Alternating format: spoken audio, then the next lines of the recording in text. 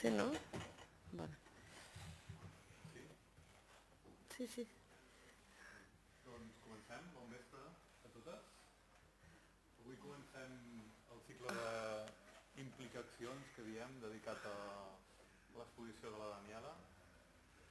I comencem amb una xerrada amb ella, que porta per títol molt important 29 anys anomenant-nos immigrants il·legals.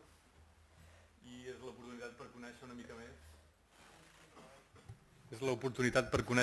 una mica més el treball de la Daniela en relació no només amb el de baix, sinó una mica també amb els seus camps d'interès de recerca, i per tant és una oportunitat per fer-li preguntes avui i per continuar com seguint-la.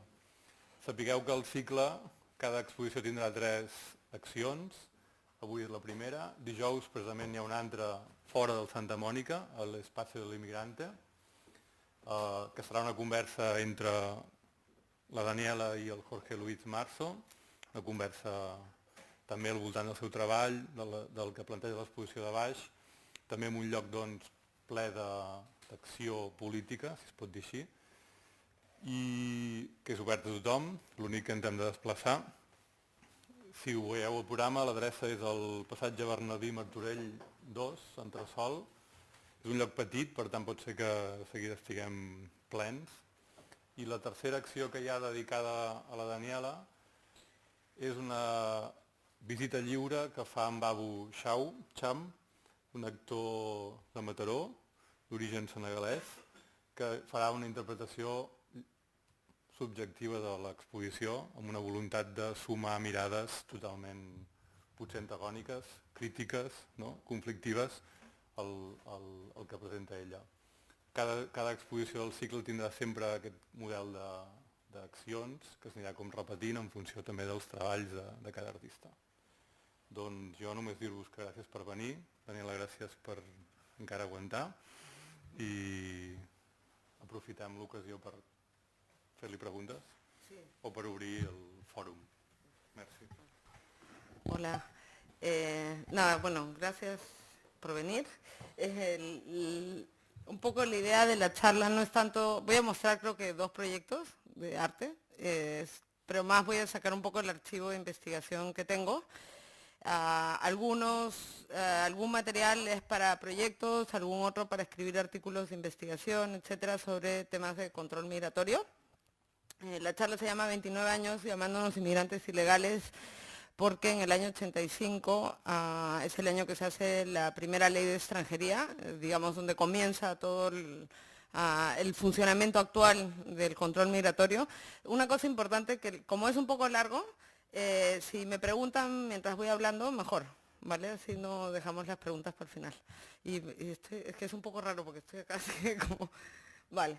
Bueno, lo que les comentaba, ¿no? Todo, digamos, el sistema de control migratorio como lo conocemos ahora en el contexto español comienza en el año 85 porque en junio del 85, España entra a formar parte de la Comisión Económica Europea. Y obviamente eso, como saben, implica un montón de cambios legislativos y de leyes, y etcétera, etcétera. Y uno de los cambios que se pedía y que se hizo fue crear la ley de extranjería, ¿no?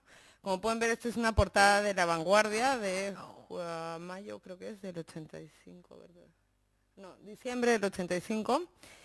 Y es una manifestación en pro de la ley de extranjería que fue organizada por ciudadanos españoles, o sea, españoles blancos, españoles, que vivían en Melilla, y obviamente con el apoyo de las autoridades, ¿no?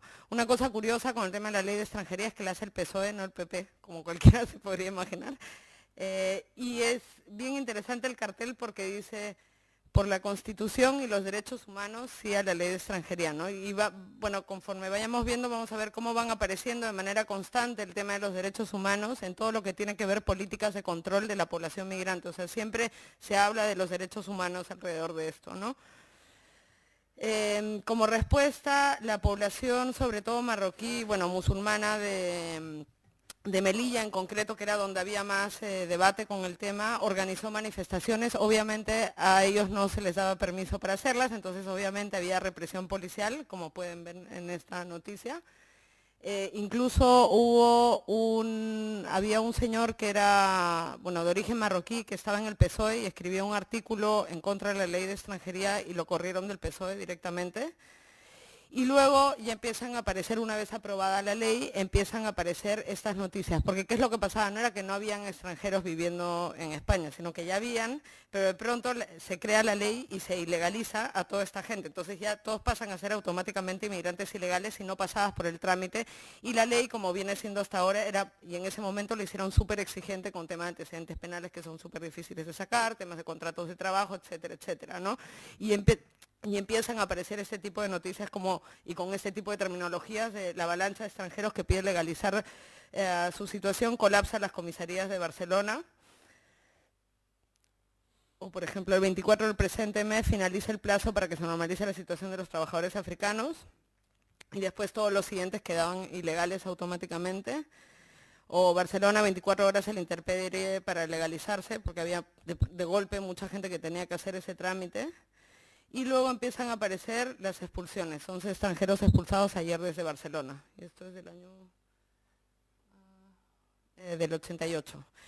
En el año 1988 empiezan en noviembre, es la primera muerte, la primera muerte que se sabe en el Estrecho.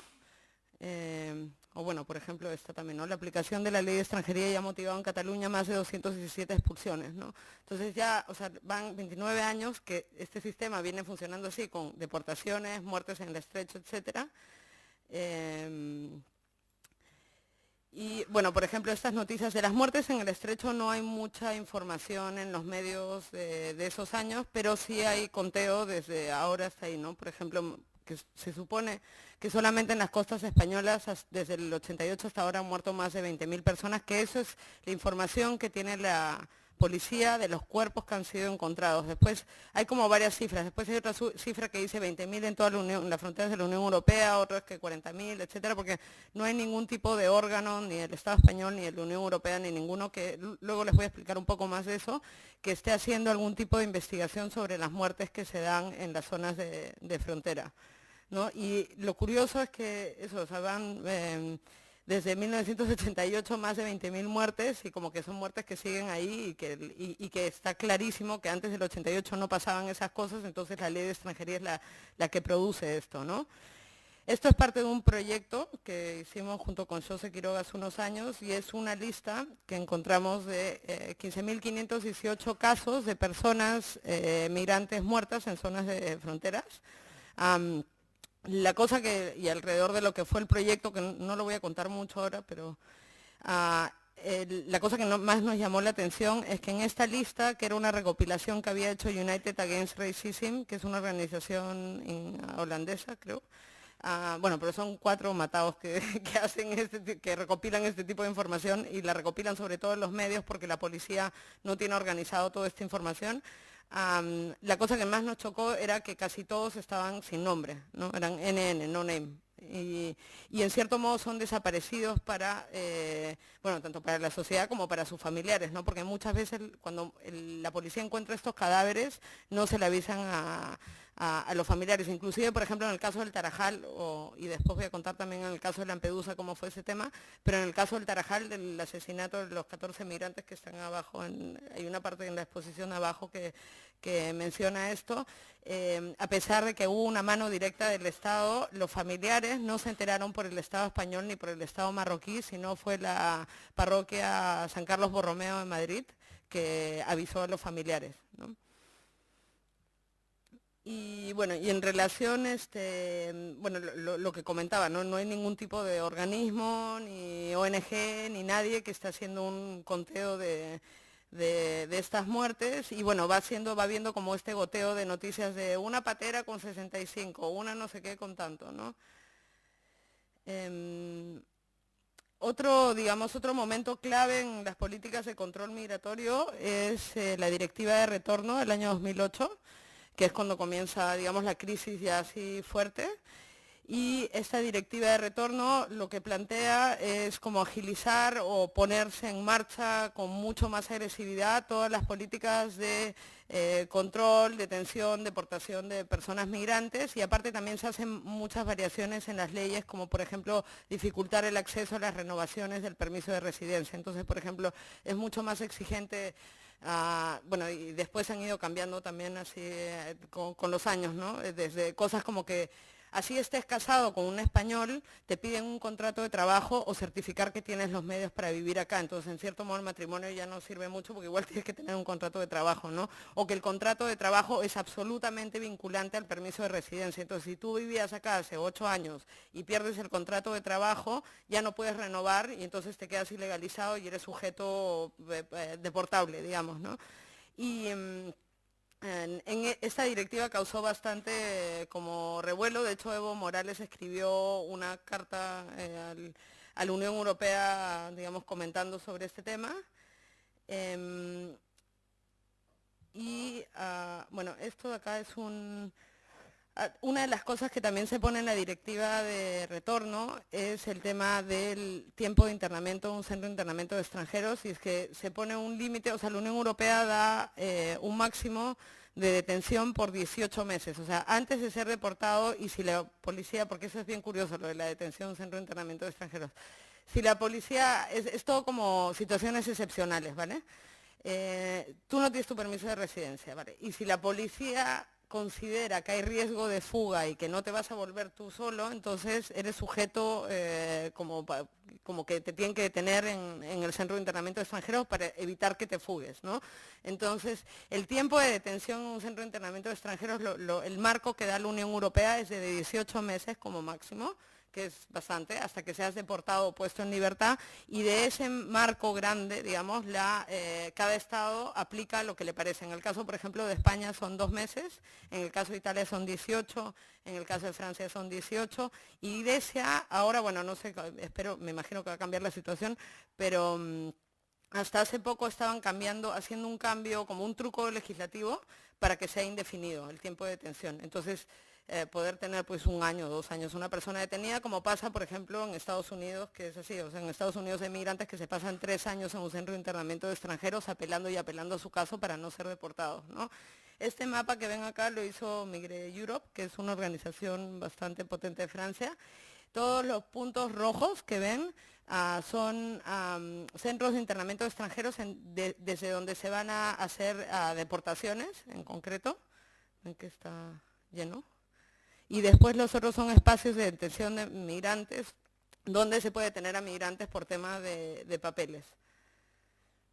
Creo que son más de 300 en total, centros de internamiento de extranjeros en toda la Unión Europea. Y después hay otros, por ejemplo, por políticas como el tema de externalización de fronteras, que no sé si han escuchado alguna vez ese tema, todo lo que sale como cooperación, ¿vale? Con países africanos sobre todo, en realidad es un proceso de externalización de fronteras. Por ejemplo, el Plan África, que es el plan de cooperación que tiene España con Mauritania, con Senegal, con Nigeria, etcétera.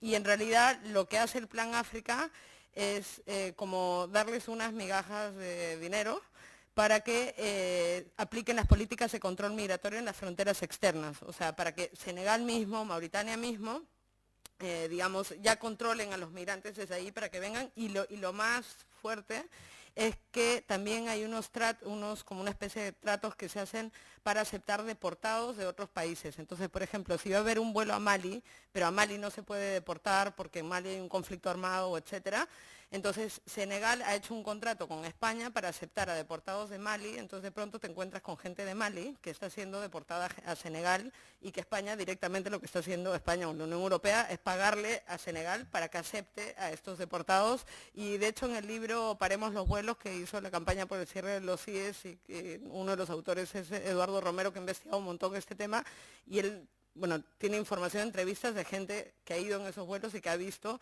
cómo se entregaban en Nigeria, por ejemplo, maletines enteros de dinero, así de intercambio de, mira, acá te dejo los deportados y acá tienes el maletín con el dinero, ¿no? En España hay 8 centros de internamiento en funcionamiento constante. El que por lo general siempre está como más lleno es el de Madrid, el de Aluche, que después vamos a ver algunas imágenes. Ese está más lleno, bueno, hay varios motivos por el que como que bueno, por un lado porque varios de los vuelos de deportación salen de Madrid, entonces a mucha gente, digamos, la detienen en Barcelona, está un tiempo en el Centro de Internamiento de Extranjeros de Zona Franca, y luego es trasladada a Madrid para ser deportada, ¿no? O porque, por ejemplo, en el caso de Barcelona no hay módulo de mujeres, entonces las trasladan directamente para allá, pero es súper complejo cuando pasa eso porque aparte de que te alejan de tus familiares que posiblemente puedan tener algún documento para parar tu deportación o de tu abogado, es como te llevan en una furgoneta y desde ahí te van a deportar, ¿no? De hecho, en el caso, por ejemplo, de Aluche, porque en todo este entramado hay una colaboración también bien grande con las embajadas de los países de origen. Y el año pasado deportaron a un chico que conocíamos y nos contó que la embajada de Senegal, o sea, esa misma embajada que cuando tú necesitas un papel te hace pedir cita un mes antes, irte a pelar de frío afuera en la puerta y no sé qué, la embajada se acerca al Centro de Internamiento de Extranjeros y emite salvoconductos para hacer las deportaciones, ¿no? O sea, como que le dan todas las facilidades de trámites al Estado español para deportar, pero no a sus ciudadanos, ¿no? Este es un video, igual no se va a escuchar muy bien, que grabó hace varios años, como en el 2008 creo que es, un chico latinoamericano, creo que es peruano, en el Centro de Internamiento de Extranjeros, que logró meter un móvil en el de Aluche y básicamente denuncia las condiciones, ¿no? A ver si suena. No damos la cara porque tenemos miedo a que nos golpeen, porque muchos de nuestros compañeros han sido golpeados y deportados a su país con heridas en la cabeza y hematomas en todo el cuerpo y amarrados como delincuentes o animales, como si uno estuviera loco. A ellos les importa nada lo que nosotros, si nos duele o no nos duele, que nos tengan enmanillados y todo eso. Esto también es dentro del CIE de Aluche. Y es bien fuerte porque estos videos, por ejemplo, están en YouTube y tienen 200 vistas, nada más. Y este hecho, bueno, lo voy a adelantar un poquito porque hay un policía gritando, que es para que se hagan una idea del trato. ¿Me entiende? Usted lo que tiene que decirle es, no estoy apuntado, pero yo quiero hablar con usted. Así de fácil es. Cuando vuelva por aquí, dígale, déjeme pasearse por aquí. Déjeme pasearse por aquí. Y en un momento como que le está explicando un trámite a uno de los chicos que está internado y el trato es ese de gritos, ¿no? Cuando venga la de rojo, le dices a la de rojo que te dé el papel que tienes que ir. Si no está por la de rojo, no puedes pasar. O sea, como todo muy... Ahí está. Cuando venga la de rojo, le diga, le dice, ¿quiere el abogado? A ver, venga. Vamos. Este es un centro de internamiento de extranjeros en Grecia. En Grecia la situación es mucho más fuerte en los centros de internamiento de extranjeros porque al ser un lugar de llegada muchísimo más grande que España, y por ejemplo casi se dan cuenta casi todos son afganos, de hecho, en el video, y hay muchos menores de edad y las condiciones son brutales y claro, estamos hablando de 18 meses de detención, ¿no? Y ahí también lograron la peña, creo que fue Vote for People, no me acuerdo qué grupo fue, pero les tiraron una cámara dentro para que grabaran y después les tiraron la cámara de vuelta para afuera.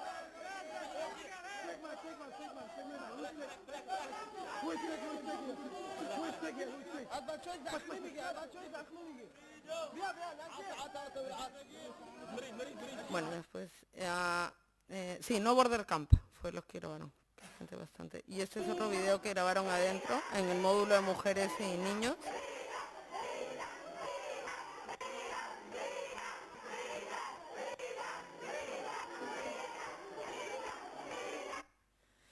Este es en el Centro de Internamiento de Extranjeros de Aluche, en Madrid. Por ejemplo, y una cosa bien curiosa, bueno, cada centro en verdad tiene una cosa bien curiosa con su ubicación. El de Barcelona, que está en la zona franca, es como súper paradójico, ¿no? Por donde entran todas las mercancías y ahí mismo se detienen a las personas migrantes. Y en el caso de Madrid, fue construido en parte el terreno de lo que era la cárcel de Carabanchel, que fue una cárcel construida por y para presos políticos durante el franquismo, y que una vez cuando fue desocupada la cárcel, los familiares o la gente que estuvo presa ahí pidieron que ese lugar fuese un lugar para la memoria histórica, aparte que creo que seguro que era el primer panóptico en España, entonces para hacer un edificio para la memoria histórica, etcétera, etcétera, y obviamente las autoridades se negaron y derribaron toda la cárcel y dejaron solo una parte en pie, que es lo que es ahora el centro de internamiento de extranjeros, ¿no?, que está en esta zona. Y bueno, este es el interior, que es bastante tras, y es bien fuerte también porque varios trámites del proceso, ahora no sé si sigue siendo así, pero hubo un momento en el que varios trámites del proceso para sacar papeles lo tenías que ir a hacer ahí. O sea, ahí mismo eran las oficinas. En un lado detenían a la gente y en el otro lado tenías la oficina para ir a pedir la renovación o lo que sea, ¿no? Y bueno, más allá de las condiciones, o sea, una cosa, las condiciones, de hecho hay mucho debate, ¿no?, de las condiciones de detención en los centros de internamiento de extranjeros, que son espacios que no tienen que existir, porque lo que no tiene que existir es la deportación, ¿no? Después, bueno, en España han habido 5 muertes en custodia policial en centros de internamiento de extranjeros. El primero fue el caso de Mohamed Abagui, que supuestamente se suicidó.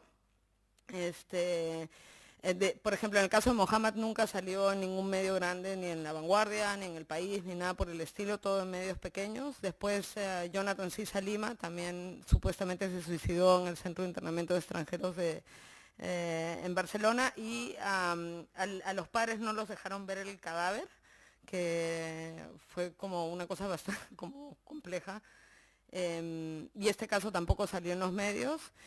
Y después cuando muere Samba Martínez y Idrissa Diallo, que los dos mueren por falta de atención médica, en el caso de Samba ella pidió, de hecho es como el caso más sonado, ella pidió atención como más de 10 veces y se le fue denegada, y después se puso muy mal, tenía meningitis y le llevaron de urgencias, paradójicamente, al hospital 12 de octubre y terminó muriendo ahí. Y como fue tan cerca el caso de Samba y el caso de Idrissa, y los dos fue en cierto modo por falta de atención médica, de hecho el caso de Samba está abierto ahora, saltó a los medios, ¿no?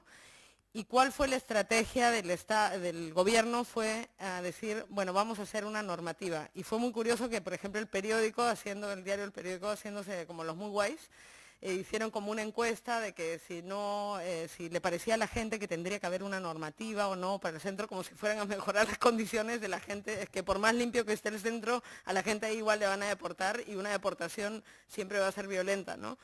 Y después lo que hizo el gobierno fue escribir esta normativa, que en realidad es una descripción del funcionamiento que ya tenía el centro, solo que restringe un poco más las visitas.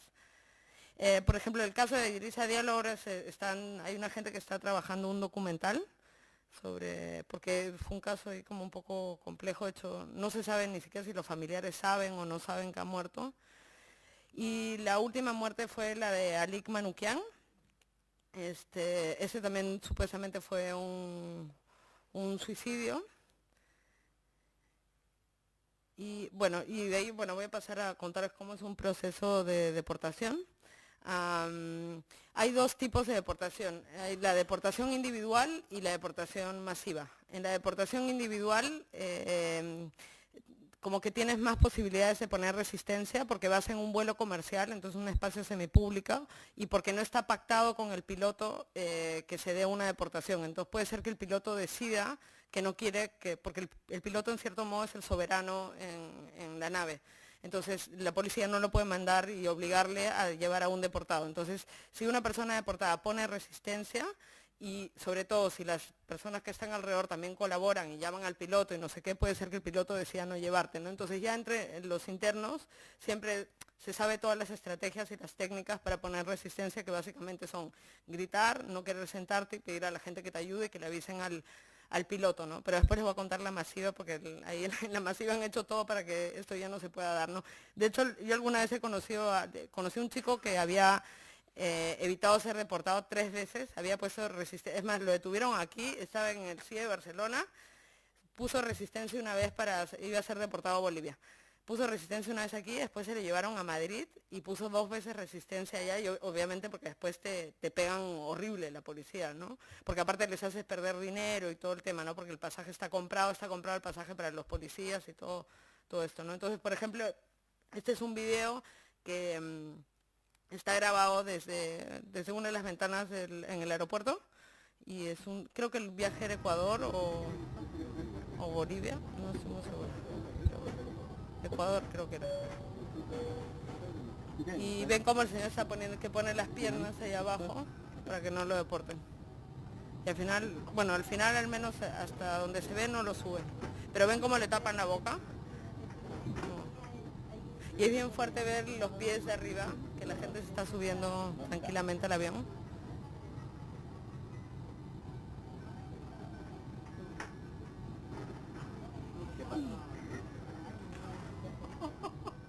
Y esto es otra cosa bien heavy, que el tipo que grabó este video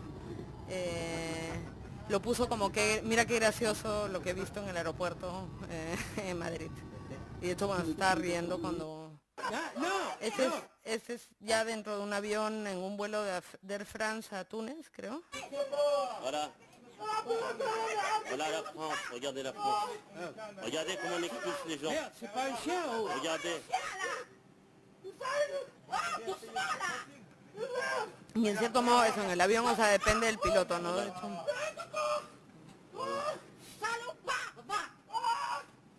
entonces cuando se suban a un avión que vaya fuera de las fronteras europeas, Elle est belle la France. lo primero que tienen que hacer es ver al fondo, sí, porque siempre lo sientan atrás al fondo. Si al fondo hay algún deportado y pues si ven que hay resistencia, colaborar con eso. De hecho que hay unas instrucciones para colaborar para una deportación. Y en realidad sí puedes poner en riesgo perder tu pasaje, pero estás evitando que una persona sea deportada. De hecho, igual siempre depende mucho digamos, de las aeromosas y del piloto. Nos contaron de un caso hace poco que el chico estaba tratando de poner resistencia y la gente del avión lo metieron al baño y lo encerraron en el baño hasta que despegó el avión, ¿no? O sea, como colaboraron un montón, y en otros casos esa misma gente llama al piloto, yo qué sé, como evita que... Y la otra estrategia son las deportaciones masivas, que primero les voy a explicar cómo funciona a nivel legal y económico y después cómo funciona a nivel práctico. Dentro de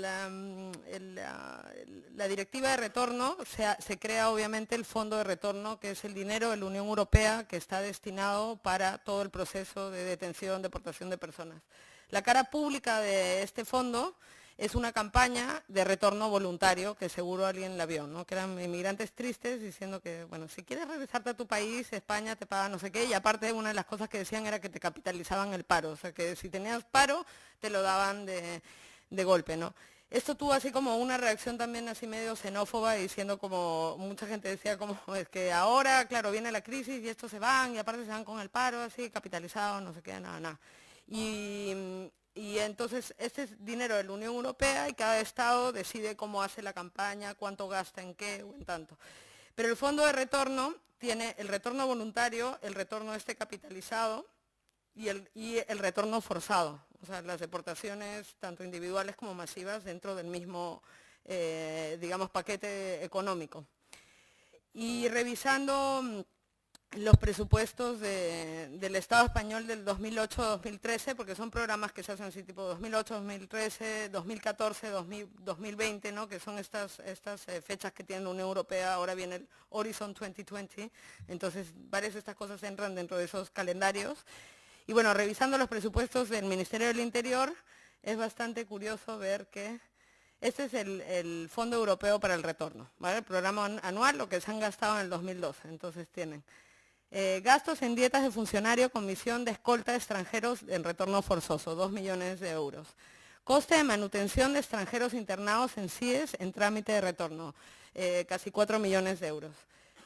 Coste de la asistencia sanitaria prestada a los extranjeros internados en CIES en trámites de retorno, 1 millón y pico.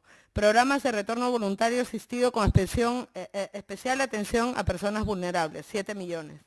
Gastos de viaje de los retornados y gestión de los vuelos de retorno forzosos, 11 millones y medio. difusión de los objetivos y el contenido de los programas de retorno voluntario entre la población migrante, 146.000. Programas de retorno voluntario productivo para los inmigrantes que deseen retornar voluntariamente para mejorar las posibilidades de reintegración en los países de origen, 493.000, ¿no? Entonces se ve claramente que las cifras, casi todo el dinero se va a los retornos forzosos, ¿no? A pesar de que la cara pública y digamos la propaganda es de los retornos voluntarios. Y curiosamente, por ejemplo, estos 11 millones de euros de los retornos forzados es el contrato que tiene la empresa Air Europa con el Ministerio del Interior para hacer las deportaciones masivas, ¿no? Que es esta. Bueno, que son 11 millones, es la misma cantidad. Y lo más fuerte es que siempre en abril se acaban los fondos para el retorno voluntario, porque no es que no haya gente que no se quiera regresar, sino que nunca alcance el dinero porque se lo están gastando todo en retornos forzosos, ¿no? Entonces hay un montón de noticias de este tipo. El plan de retorno de inmigrantes está paralizado al agotarse las ayudas y cada año sale la misma noticia, ¿no? Entonces, en gran medida estos presupuestos son casi todo de dinero que se va para los retornos como masivos o las deportaciones masivas, ¿no? Y el contrato de Air Europa no es para pasajes individuales en vuelos comerciales, sino es para fletar aviones enteros. Entonces, ¿cómo funciona esto? Existe la agencia Frontex, que es la agencia de control fronterizo de la Unión Europea, que no es una agencia privada, es una agencia pública, y es como una especie de policía migratoria, ¿no? Entonces ellos funcionan en las fronteras externas y también funcionan organizando los vuelos de retorno conjuntos que vienen a ser las deportaciones masivas en las que colabora toda la Unión Europea. Y esto funciona por ejemplo, España dice, tengo 15 ecuatorianos para deportar, entonces le avisa Frontex, Frontex avisa a los países miembros, y entonces Italia sale y dice, yo tengo 25, y después sale, yo qué sé, Francia y dice, yo tengo 30, y así llenan el avión y se hace una deportación masiva, ¿no? Y el avión pasa por cada uno de los países a recoger a los deportados. Una cosa bien heavy que está pasando con esto es que muchas veces al Frontex avisar a los países miembros y cuando falta llenar el avión, entonces la policía empieza a buscar esas nacionalidades para llenar ese vuelo. Entonces ya se sabe a veces cuando va a haber vuelo, que es como, va a haber vuelo a Nigeria, todas las personas negras, no los nigerianos, sino todos los negros tienen que tener cuidado porque va a haber vuelo a Nigeria. O va a haber vuelo a ecuatoriano, todos los sudacas tenemos que tener cuidado porque va a haber vuelo a Ecuador, ¿no? Y es bien fuerte porque es un avión con 300 personas deportadas y supuestamente esto está en contra de los derechos fundamentales de la Unión Europea, que en el artículo 4 ponen una sola línea que dice que están prohibidas las deportaciones masivas, y esto viene de los años 50, entonces tiene bastante vínculo con el tema judío, y están prohibidas, o sea, es una línea que pone que quedan prohibidas las deportaciones masivas, pero ¿cómo hace la Unión Europea para digamos, hacer un entramado legal o seguir haciéndolo legalmente? Y pone esto, ¿no? Esto es en el documento que crea el Fondo de Retorno y pone, teniendo presente que la expulsión colectiva está prohibida con arreglo del Protocolo 4 del Convenio Europeo de los Derechos Humanos, únicamente las personas que son objeto de resoluciones de expulsión individuales deben ser devueltas mediante operaciones conjuntas de retorno que puedan optar a financiación en virtud de la presente decisión. O sea, básicamente lo que dice es que no importa que estés mandando 300 tíos en un avión, lo que importa es que cada uno de ellos tiene un papel que dice su nombre y apellido y que lo están deportando, ¿no? Entonces, por ende, no es masivo porque a nivel burocrático es individual, es un proceso individual. Por ejemplo, este es uno de los, porque aparte Frontex es como que publican algunas cosas. Esto es un documento de uno de los vuelos que iba a Colombia y a República Dominicana, y el país que coordinaba era, este es el logo de Frontex, el país que coordinaba era España, y el país que colaboraba era Grecia, ¿no? Entonces deportaron a 70 colombianos desde España, a 26 dominicanos desde España y 5 desde Grecia, y bueno, y después iban 158 personas en el avión de seguridad. Y tema con estos vuelos, aparte que es brutal y que pone la piel de gallina pensar que se hacen deportaciones masivas y que no son cada 6 meses, o sea, son como salen al mes un montón, y aparte el Ministerio del Interior español y cada Ministerio del Interior también hacen sus deportaciones masivas. Por ejemplo, España, Marruecos no trabaja con Frontex, lo hace por su cuenta, ¿no? O algunos vuelos a Senegal también los hace por su cuenta, y después están los individuales que también lo hacen por su cuenta. Y una de las cosas más fuertes es que es la estrategia de hacer un vuelo masivo, y de hecho eso lo pueden ver en videos hechos por Frontex en donde justifican todo este trabajo, es que obviamente no puedes poner resistencia porque no el piloto ya ha pactado con el Ministerio del Interior, entonces ya está todo arreglado, y el piloto, así grites, rompas o lo que sea, no va a parar la deportación. Por otro lado, no hay testigos. Lo que sí hace Frontex, y hay un video bien fuerte que no lo he traído, que se llama readmisiones, porque usan también estos términos para investigar todo esto. Por ejemplo, no puedes usar deportación forzada, ¿no? Tienes que buscar readmisión, retorno y ese tipo de terminología. Lo que hace Frontex es que en cada cierta cantidad de vuelos llevan a alguien del ACNUR, de las Naciones Unidas, de los derechos humanos de las Naciones Unidas, porque ellos colaboran, Frontex colabora estrechamente con el ACNUR en cosas como, por ejemplo, por eso nunca donen plata al ACNUR, porque al final se da para estas cosas también.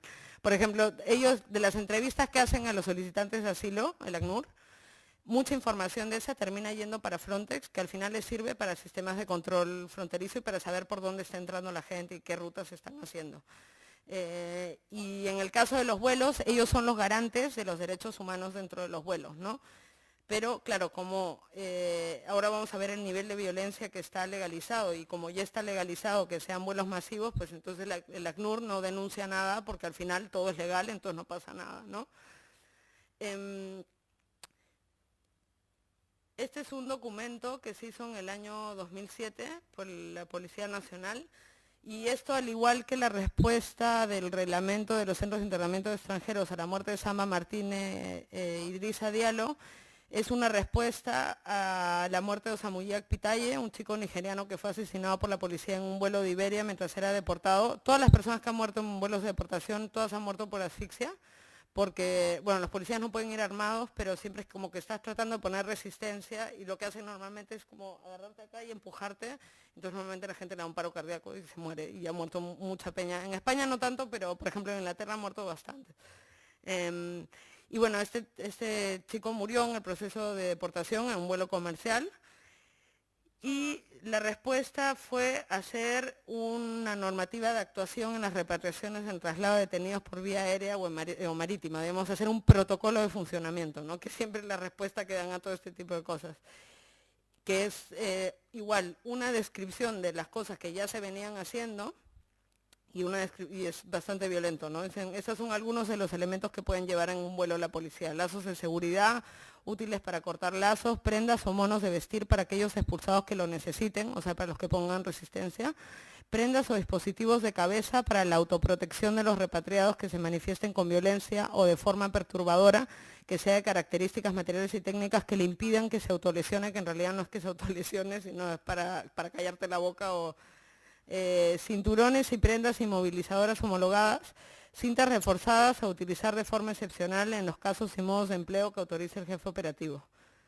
Y después, una cosa como que es a donde voy a entrar ahora, dice esto: el uso de sedantes para facilitar la expulsión está prohibido, salvo prescripción facultativa cuando fuera necesario por razones de seguridad del vuelo. O sea, eso quiere decir que está legalizado, bueno, y se sabe que está legalizado utilizar sedantes. Entonces, a mucha gente que pone resistencia, aparte, bueno, que te pueden pegar, te pueden amarrar, etcétera, etcétera, te pueden pinchar un sedante para que para que ellos puedan terminar el operativo. Esto, por ejemplo, en Estados Unidos también es legal. Y bueno, esto no es solamente en España, sino que Frontex en este documento es del 2007 y este es del octubre de 2013. Y Frontex en el año 2013 hace su código de conducta para los procesos de deportación conjunta, que son estos vuelos que les he hablado, y pone: the use of sedatives to facilitate the removal is forbidden without prejudice to emergency measures to ensure the flight. Aparte es exactamente la misma frase que el del español, que parece que han usado el español como como modelo, porque bueno, y aparte está Gil Arias, que es como el subdirector de Frontex, es uno de la Policía Nacional Española. O sea, como que hay mucho contacto con la Policía Nacional Española. Y parece que han cogido la misma frase y la han reducido. Y también en esos vuelos está completamente permitido el uso de sedantes, ¿no? Y entonces como se puede ver así, lo normalizado que está. Y, es que acá es como a mí lo que más me pasa de vueltas, ¿no? Todo este tema de hablar de derechos humanos, porque si lees, por ejemplo, el Fondo de Retorno y todos estos temas, todos los derechos humanos suben y bajan todo el rato y hablan todo el rato, sí, respetando los derechos humanos, pero como legalizan todo este tipo de violencia, entonces no están faltando a ninguna norma, ¿no? Y la defensora del pueblo estuvo, bueno, como pueden ver acá dice, el defensor del pueblo supervisa un vuelo de Frontex de repatriación de extranjeros organizado por España y la señora dice que fue todo fenomenal, que no hubo ningún problema, ni pasó nada, porque obviamente todas estas formas de violencia están legalizadas, entonces nada se considera un problema, ¿no? Y en el informe anual sobre derechos humanos de la Defensoría, tampoco hablan nada de las sedaciones y describen los vuelos como que a veces hay algunos problemas, pero que en realidad, bueno, los reclamos, por ejemplo, de la defensora el año pasado era que los centros de internamiento de extranjeros son muy pequeños para la cantidad de gente que hay, entonces habría que ampliarlos. Entonces es un poco así como de coña.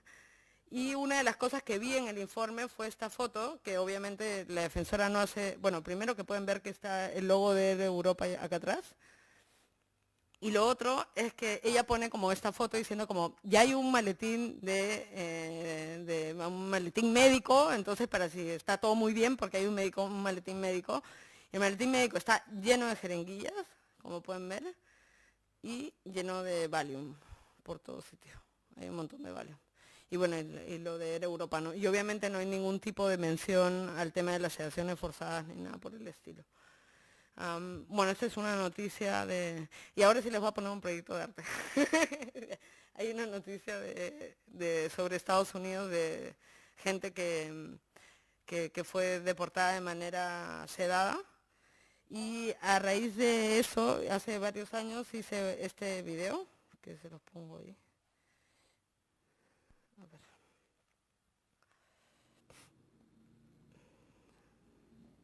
El último informe sobre deportaciones realizado por el gobierno de Estados Unidos de América determina que en el año 2011 se realizaron la mayor cantidad de deportaciones desde la creación de la Agencia de Inmigración y Control de Aduanas de los Estados Unidos. En el año 2009, un total de 387.790 personas fueron deportadas por la Agencia de Inmigración y Control de Aduanas. De esta cifra, 251.664 deportados no contaban con antecedentes criminales.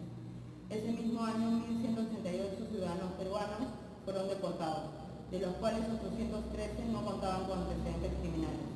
Desde el año 2003, la Agencia de Inmigración y Control de Aduanas norteamericana emplea la sedación forzada para las operaciones de deportación. Los sedantes se suministran a personas que no cuentan con un diagnóstico psiquiátrico por el cual requieran dicha medicación. La sedación es determinada por los oficiales encargados del proceso de deportación si a su parecer el detenido muestra signos de resistencia en el momento de ser expulsado del país. Desde el año 2003 han sido aplicadas a personas en procesos de deportación dosis de hasta 55 miligramos de ansiolíticos, amnésicos, sedantes y relajantes musculares. Los medicamentos utilizados son Aldol, Cogentin y Ativan.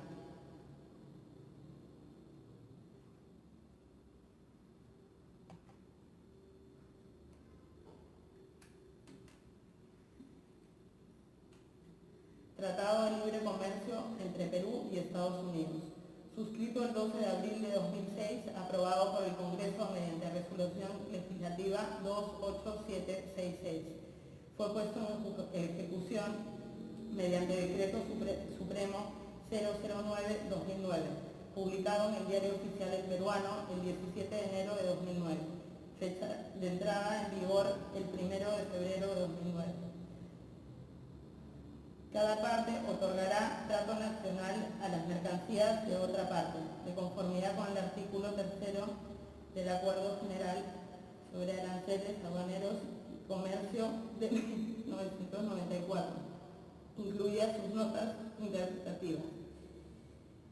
El trato a ser otorgado por una parte bajo el párrafo 1 significa con respecto a un gobierno de nivel regional, un trato no menos favorable que el trato más favorable que este gobierno de nivel regional conceda a cualquiera de las mercancías similares, directamente competidoras o sustituibles, según sea el caso de la parte de la cual forma parte.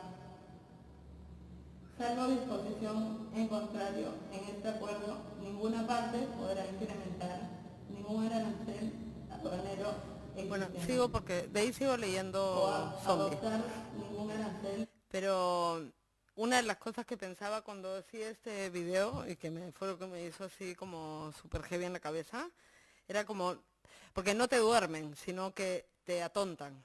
Y que tú sigues siendo consciente de lo que están haciendo contigo, pero tu cuerpo no tiene ningún tipo de fuerza, sino que tú vas viendo lo que va pasando. Y una cosa que también siempre digo cuando hablo de este tema es que uno de los, bueno, lo de la sedación, por ejemplo, se usa en cárceles, sobre todo en el régimen FIES. De hecho, en el trabajo de la Nuria Well pueden ver que hay bastante que el Amadeu Casellas habla en algunos registros de audio o algún proyecto sobre el tema de las sedaciones en las cárceles.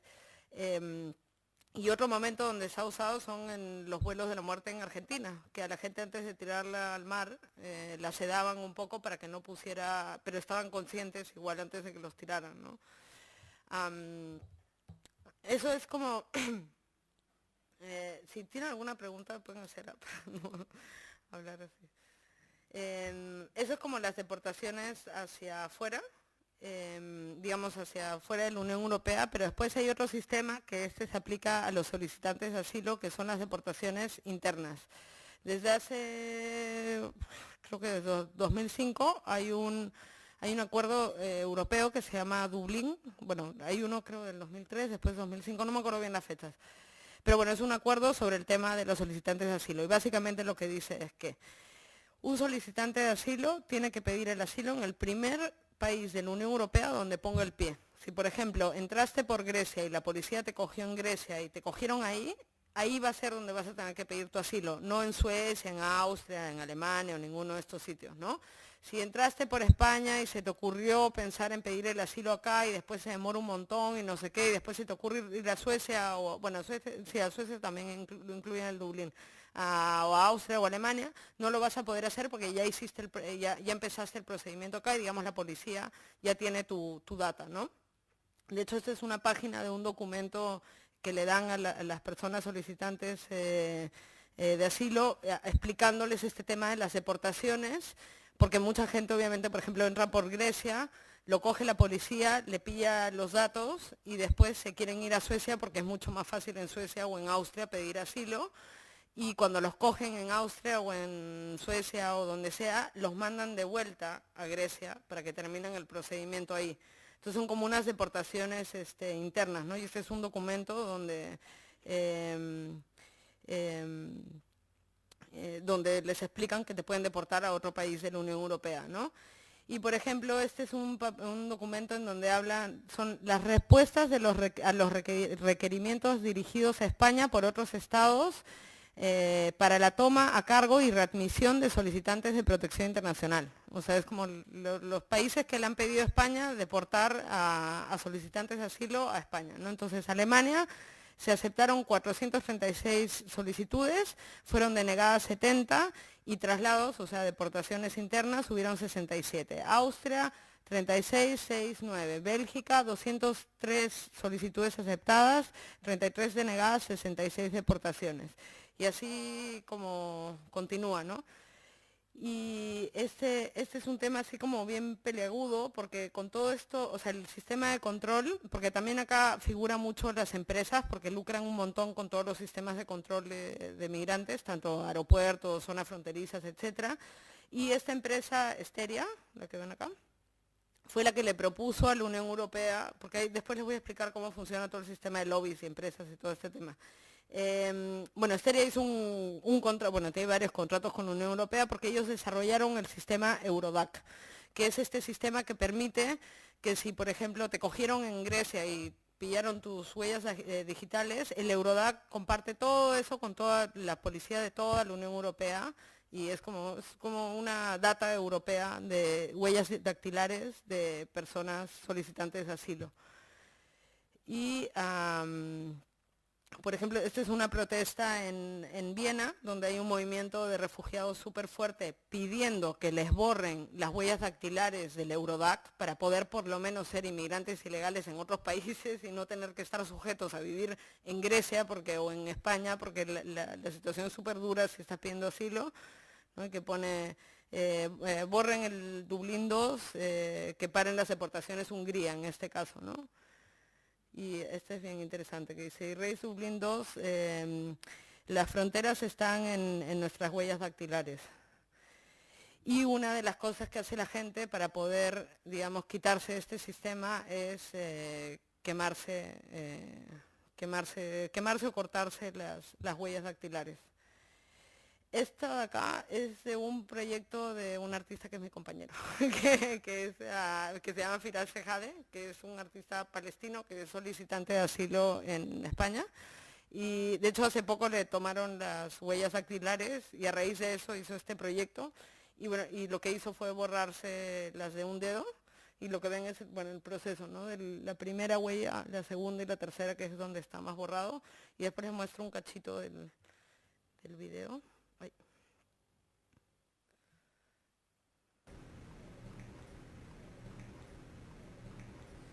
A ver, lo voy a adelantar un poco, ¿vale? Lo que se hace normalmente es con una cuchara caliente y vas como raspando. O sea, bueno, hay gente que se quema más fuerte, ¿no? De hecho hay una película también que se llama Ilegal, que es bastante buena, para mí es la mejor película europea sobre control migratorio, y comienza con la escena de una señora rusa quemándose los dedos, ¿no?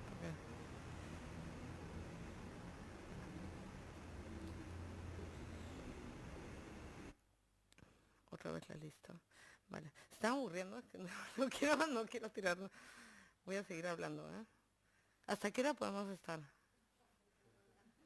Yo puedo quedarme hablando. Vale, me falta, hablo esta parte más y si quieren ya.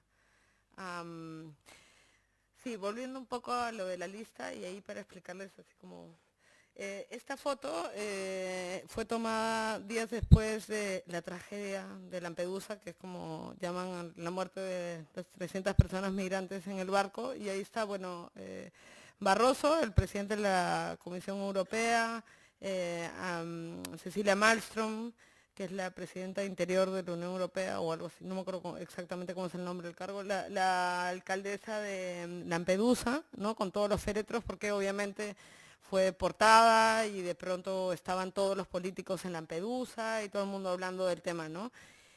Una cosa bastante curiosa con el tema de Lampedusa, por eso ponía la lista al principio, es que a pesar de tanto revuelo mediático y político, las personas que murieron en ese barco fueron enterradas como todas las demás, sin nombre ni apellidos, sino con números, como pueden ver acá, a pesar de que habían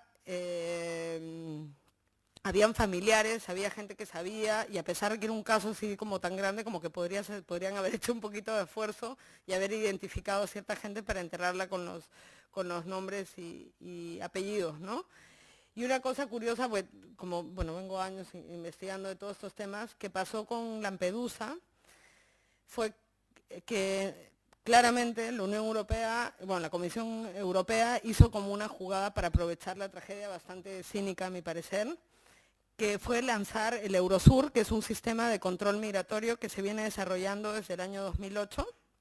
O sea, sí, se encuentran documentos desde el año 2008 sobre el Eurosur como sistema de control migratorio. O sea, se habla de surveillance, casi todos son documentos en inglés, pero solo se habla de surveillance, ¿no? Y cuando pasa lo de Lampedusa, de pronto a mí me chocó un montón porque yo ya sabía que el Eurosur lo iban a lanzar pronto y decía, Eurosur se pone en marcha, nueva herramienta para salvar la vida de los migrantes y prevenir la delincuencia en las fronteras de la Unión Europea. O sea, un programa que venía siendo desarrollado como un programa netamente de control migratorio, aprovechando la situación de Lampedusa, se lanza como un programa de salvamento de vidas de migrantes, ¿no? Y de hecho, hay documentos del 2011, por ejemplo, que hablan que a fin de año, el 2013, este programa se tiene que lanzar. Esta es la nota de prensa de la Comisión Europea en relación al Eurosur. Entonces todo esto se traduce en titulares como España estrena Eurosur, nuevo sistema de vigilancia fronteriza, y después pone impulsado tras la tragedia de Lampedusa, perdón, pero existe desde el año 2008, o sea, esto no ha sido impulsado con nada, o sea, ya los contratos estaban hechos y todo. O después Eurosur entra en vigor para evitar tragedias como lo de Lampedusa, ¿no? Que en realidad que si quieren evitar tragedias como lo de Lampedusa, lo que tienen que hacer es revisar la ley de extranjería, revisar cuándo han empezado las muertes y después tomar decisiones. Y bueno, ¿cómo funciona todo este tema? Este es como todo el proceso económico del Eurosur. Y bueno, yo sabía que existía porque estaba investigando sobre estos temas y sobre todo el tema de los lobbies en el tema de control migratorio. Hay unos fondos que se llaman, por ejemplo, el FP7, FP8, que son fondos para I+D+I, ¿vale?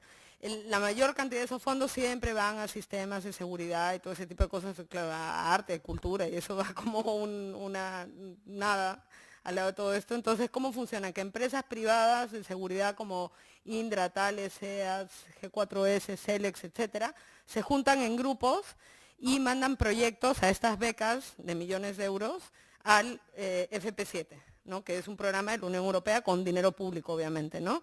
Entonces, por ejemplo, Indra, con Thales y EADS hacen la investigación del programa Perseus, que está ahí abajito, y les dan, no sé, pues 30 millones de euros para investigar sobre cámaras infrarrojas en la zona del Mediterráneo, de no sé qué.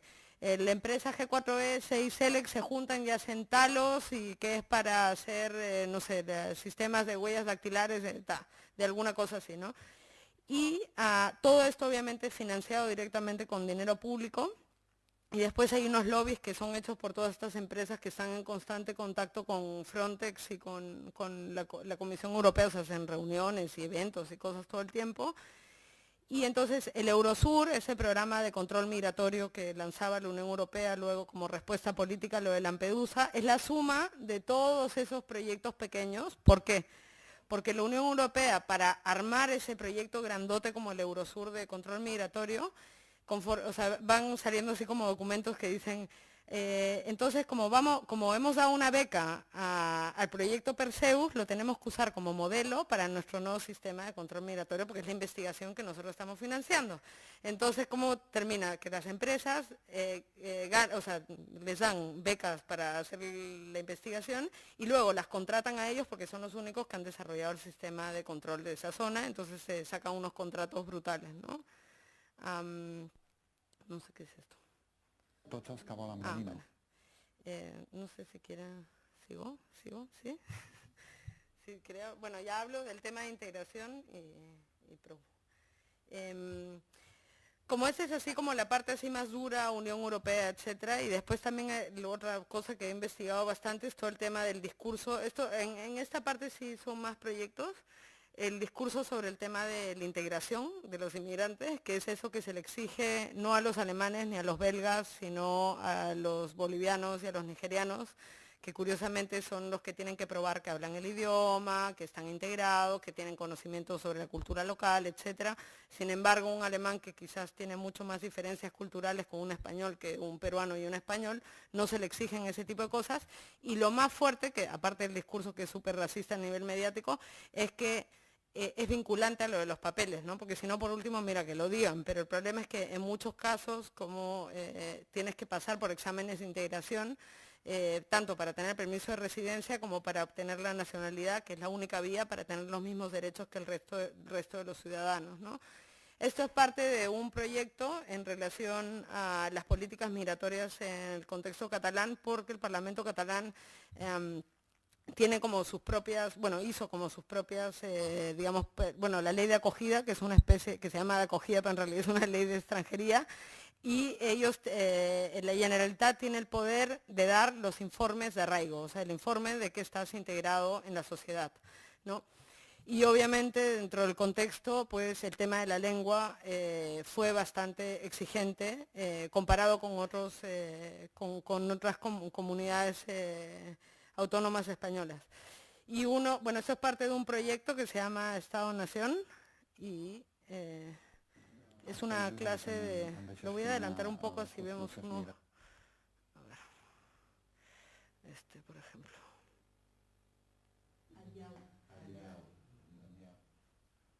Un poquito. La immigració, zero, ni és possible ni és desitjable. La immigració és una conseqüència de la globalització, és la dimensió humana de la globalització. Les persones venen perquè busquen aquí més benestar, en alguns indrets perquè pateixen gana, en altres perquè sense patir-la però no tenen prou que és un nivell digne de vida i venen aquí a la recerca d'un millor benestar. El que passa és que hem d'ordenar aquesta immigració.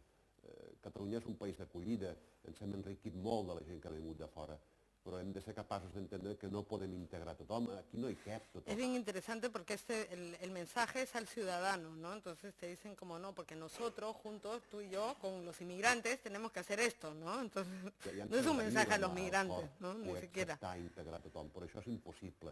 Per tant, hem de regular amb origen, hem de contractar amb origen, hem de fer que aquells immigrants que venen només per treballar en una temporada al turisme o en una feina recollint pomes o peres a Lleida, doncs siguin això, contractats només per uns mesos, per una temporada.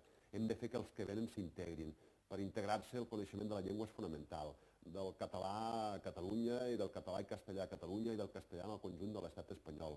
Hem de fer possible no només que reconeguem els drets d'aquestes persones, clar que sí, perquè són persones, que hi hagi igualtat de drets i deures, clar que sí, però també de deures.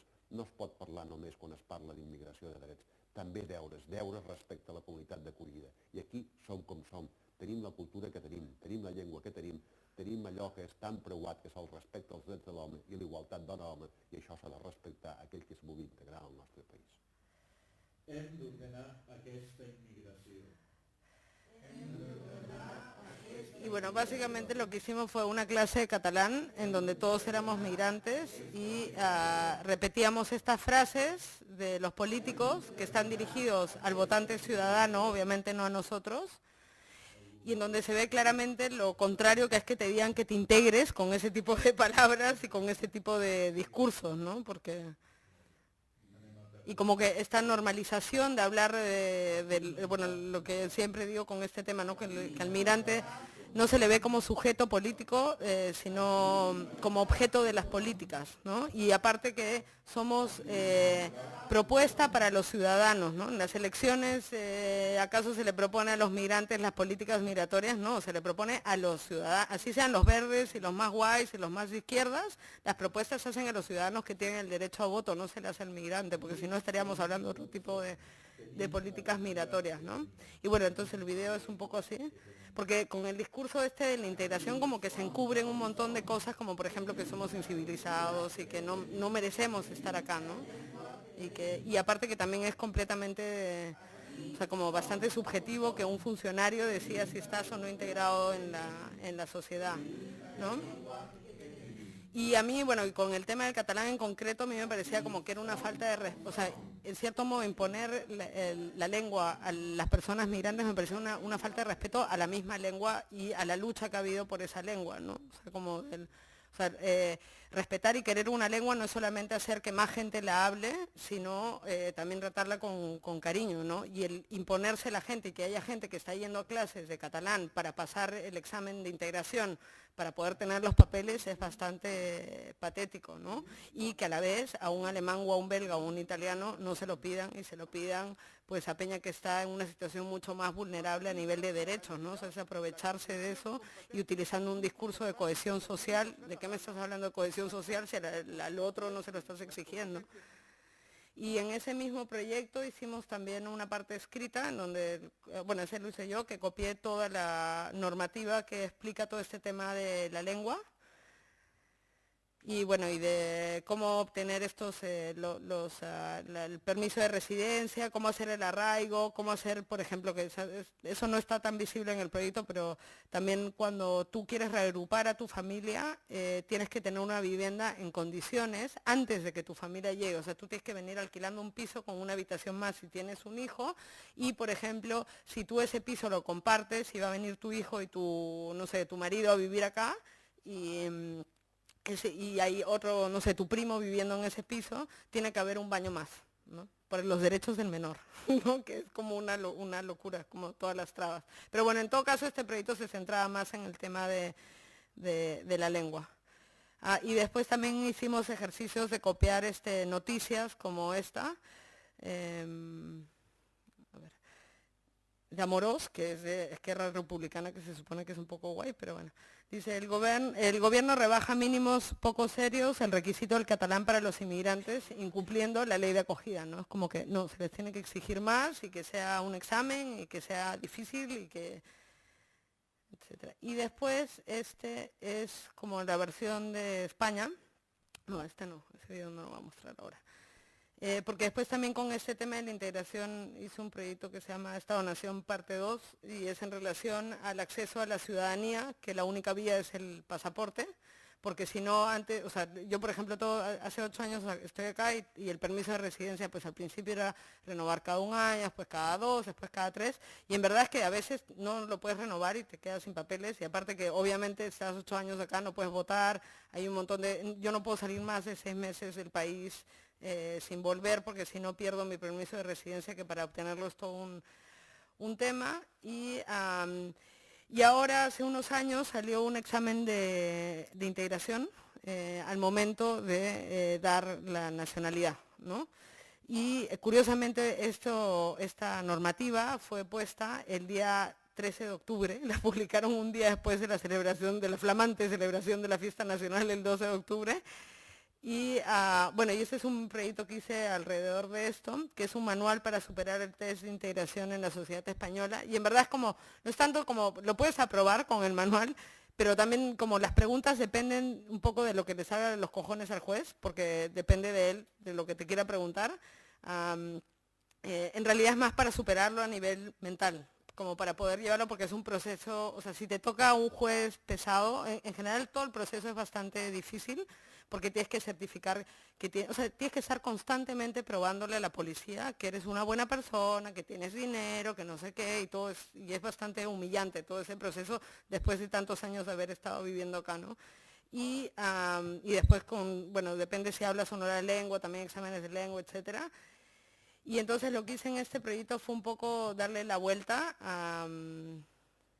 hay una cosa así, esta es la portada, y la contraportada tiene esto, que es, no sé si se han fijado que en el pasaporte español hay hay una carabela y está la ruta del viaje de Colón, ¿no? En la primera página, de hecho.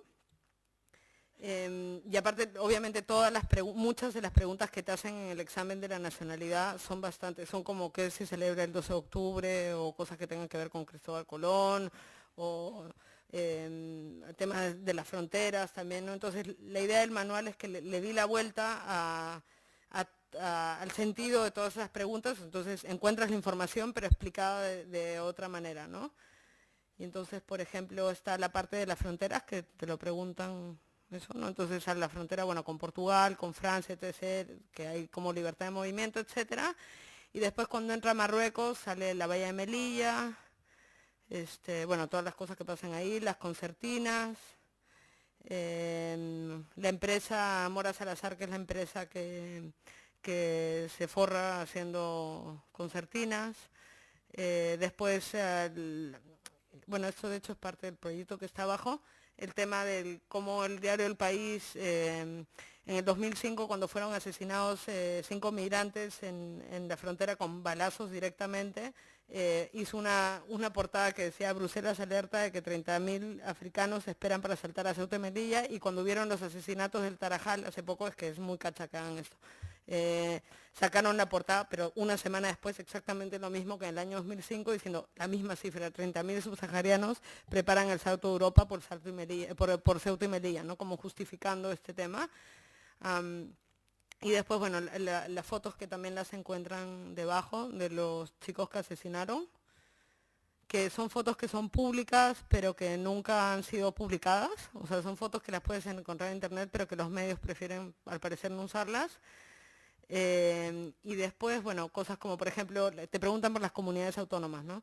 Entonces, eso yo lo que he hecho es relacionarlo con los centros de internamiento de extranjeros que hay, ¿no? Entonces, aprendes cuántas comunidades autónomas hay en relación a los centros de internamiento de extranjeros, ¿no?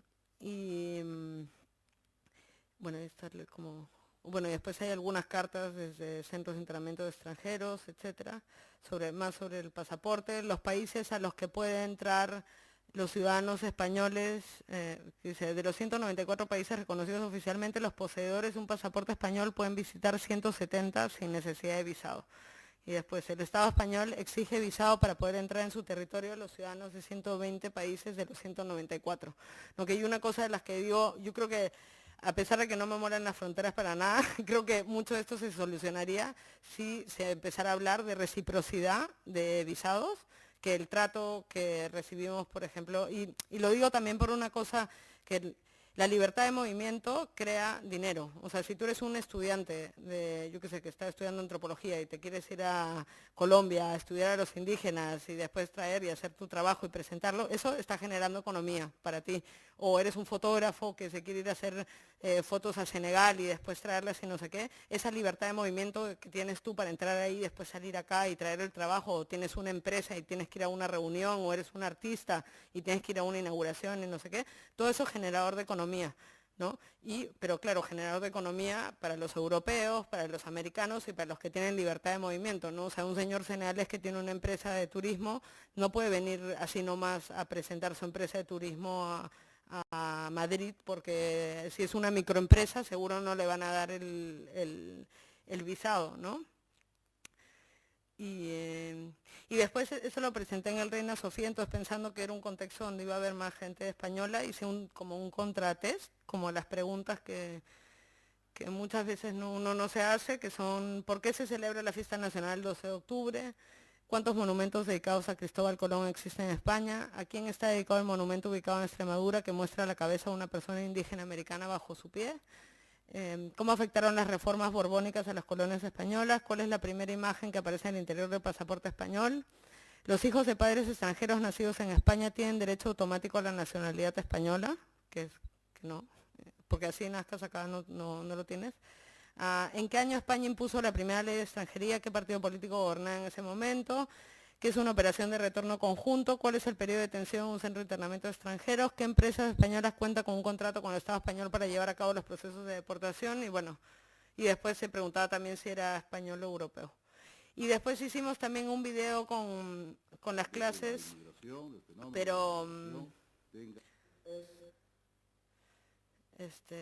pero con políticos españoles. Y esta vez era una sola persona. Va a quedar exento de la atención sanitaria de urgencia, y eso es muy importante. Quiero insistir en una cosa además. En este país no sucede como en otros países de la Unión Europea. Por ejemplo, en Alemania, cualquier inmigrante que llegue a ese país, sea legal o ilegal, y no tenga la tarjeta sanitaria europea, tiene que contratar un seguro médico.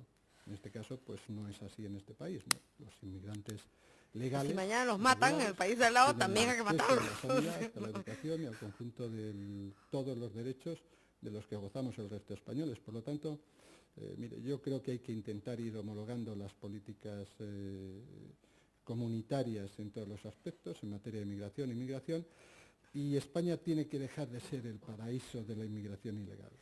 Yo no sé dónde vivió este señor, pero ser inmigrante ilegal en España es bien jodido. O sea, no creo que no es fácil, si somos conscientes de todo eso. Y por ejemplo, todos, este tipo de discursos, cuando los buscaba, tanto los del Parlamento, los parlamentarios catalanes como los españoles, es bien fuerte porque no están catalogados como xenofobia. Entonces, solamente cuando, por ejemplo, sale Josu Vergara en el País Vasco diciendo es que la mierda, porque cuando nos llama directamente mierda a los inmigrantes, eso es catalogado como xenofobia. Pero esto, no, o sea, o que estén directamente cuestionando cuán civilizados somos y todo ese tipo de cosas, no es considerado xenofobia. los inmigrantes ilegales, lo que Ese es el mismo chico que hizo, es que vino, que se hizo el video de los dedos, que es suyo, este es mío. Pero colaboramos ahí haciendo, y sale también el de abajo, por si acaso. Porque en verdad, yo la peña migrante con la que trabajo, o sea, por ejemplo, la gente que sale en el video de abajo, todos son o sea, amigos, conocidos, ¿no? Y salen en otros proyectos, o yo qué sé, como... O en las clases también es, casi todos es peña migrante que está muy activa en contra de la ley de extranjería o ese tipo de cosas, ¿no? Y bueno, ya. Y voy a cortar ahí porque si no, me da mucho rato. No sé si quieren preguntar algo.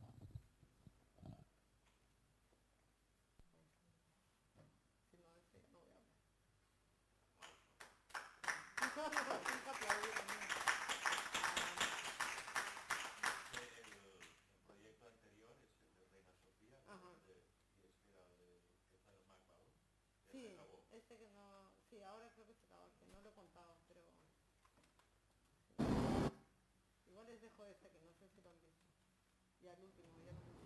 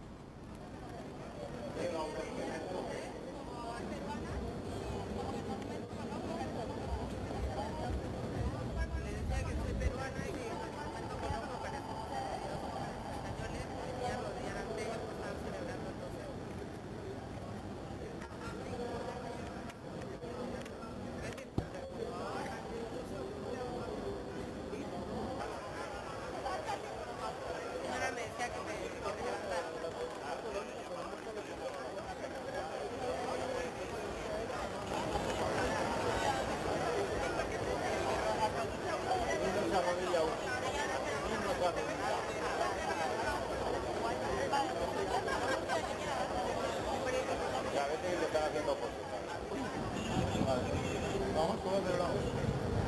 Viendo aquí con los demás. Se va el rollo, tío.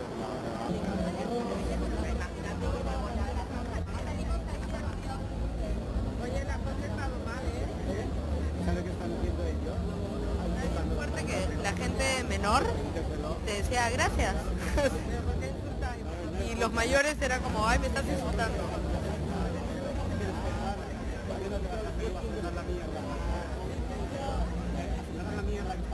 Y ese tío dijo la frase de oro, así, que me dijo, ¿qué eres peruana? ¿Por qué no te vas a Perú a sembrar la mierda que estás sembrando?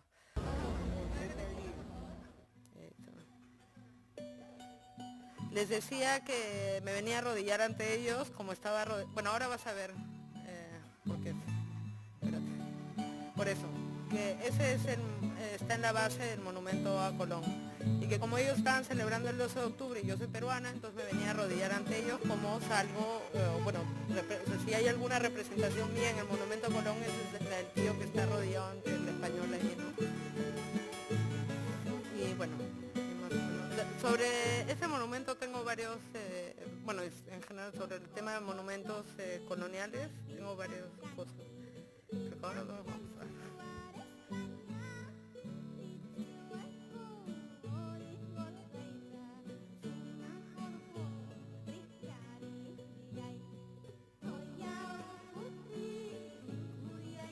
Bueno, no sé si quieren preguntar algo.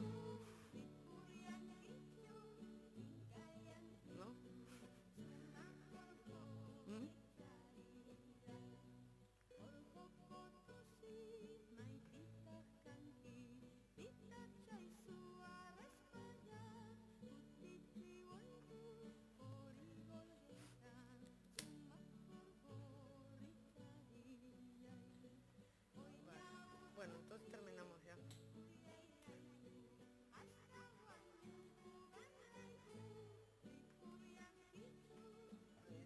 importante, hay 14 monumentos dedicados a Cristóbal Colón en España. Y en Latinoamérica también hay un montón, pero hay varios que los han sacado ya, por lo menos.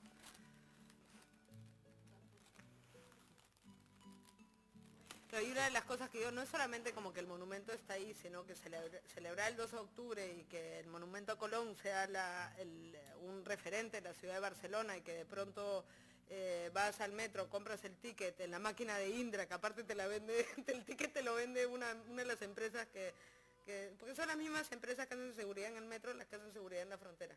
Entonces, y tiene el logo de Colón y te venden tu ticket con el Colón y no sé qué. O sea, eso no está ahí de casualidad y obviamente está completamente vinculado como este sistema así como colonial o petado de colonialidad, ¿no? Ese es otro 2 de octubre. Bueno, eso.